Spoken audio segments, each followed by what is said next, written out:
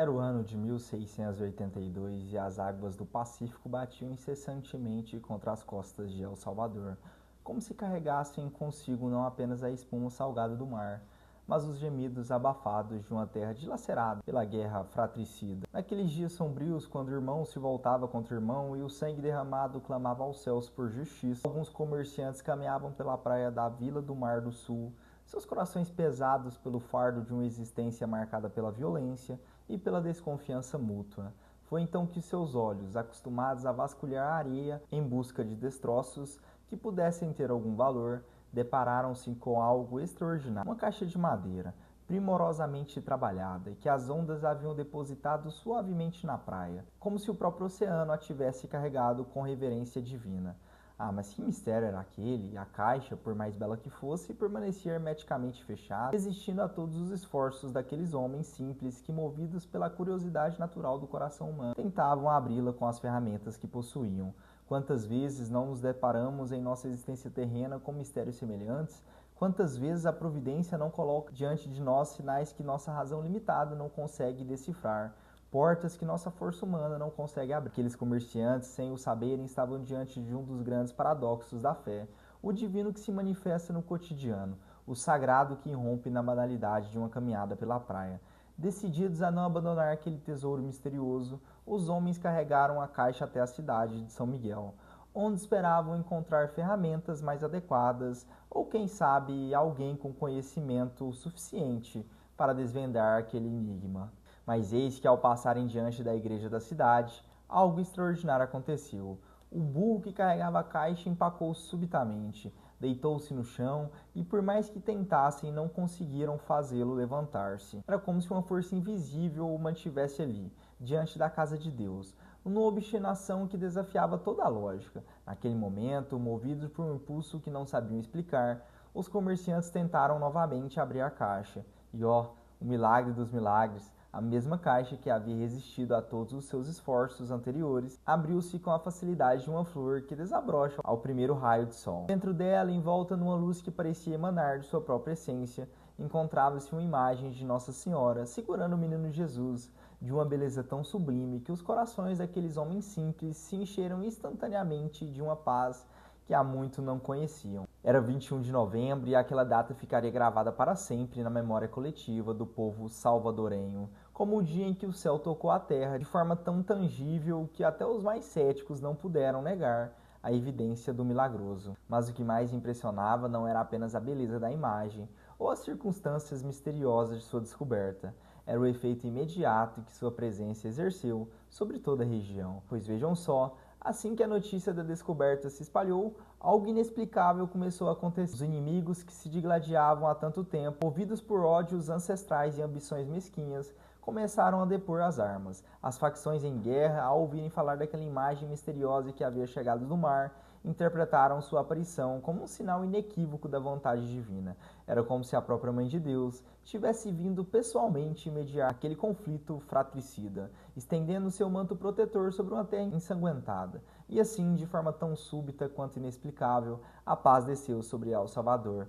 Não uma paz imposta pela força das armas ou pela astúcia dos diplomatas, mas uma paz que brotava do reconhecimento coletivo de algo maior que as paixões humanas havia se manifestado entre eles. Foi por isso que a imagem recebeu o título de Nossa Senhora da Paz, pois sua simples presença havia operado o milagre da reconciliação. Mas a história não terminaria ali.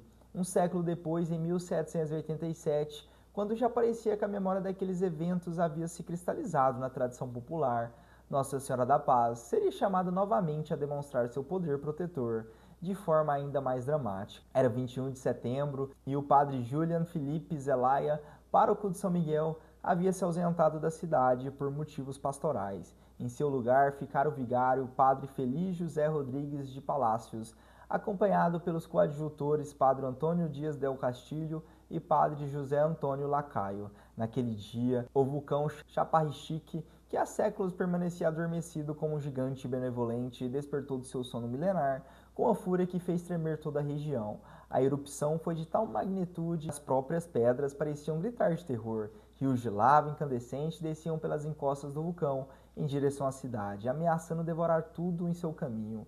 O céu escureceu com as cinzas vulcânicas e o ar tornou-se irrespirável. Era como se o próprio inferno tivesse aberto suas portas para engolir aquela comunidade que havia experimentado a paz divina.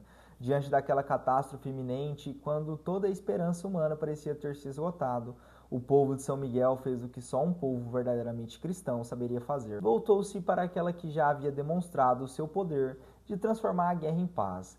Com a fé que desafiava o próprio terror que os consumia, carregaram a imagem de Nossa Senhora da Paz até a porta principal da igreja paroquial, voltando-a em direção ao vulcão furioso. Ali, naquele momento supremo, em que a natureza desencadeada parecia zombar da fragilidade humana, toda a comunidade se prostrou em oração.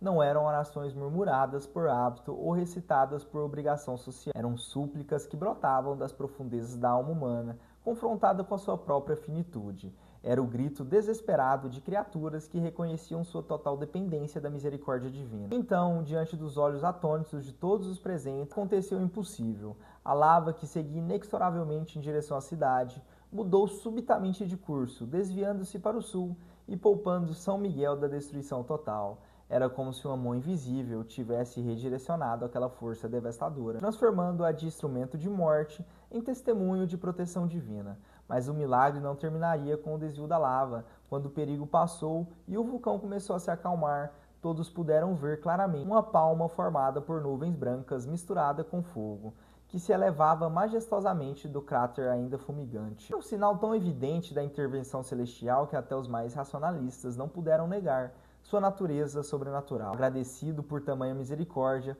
o povo são migueleno prometeu naquele mesmo momento manter a devoção perpétua à Virgem da Paz, e para que nunca se esquecessem daquele milagre patente, mandaram esculpir uma palma de ouro que foi colocada na mão da imagem, símbolo eterno da vitória da fé sobre o desespero, da esperança sobre o terror. Exatamente no local onde a lava mudou de direção, nasceu uma vila que recebeu o nome de Milagro de la Paz, testemunho permanente daquele dia em que o impossível se tornou realidade, diante dos olhos de uma comunidade unida pela fé. Anos mais tarde, o próprio Papa Paulo VI, em sua radiomensagem de 21 de novembro de 1966, reconheceria oficialmente esses eventos extraordinários, proclamando Nossa Senhora da Paz como padroeira perpétua de El Salvador e confirmando que as páginas de sua história estão cheias de testemunhos da proteção e ajuda da Virgem Santíssima. Assim, através desses dois milagres, separados por um século, mas unidos pela mesma fé inabalável, Nossa Senhora da Paz demonstrou que o divino não abandona aqueles que nele confiam,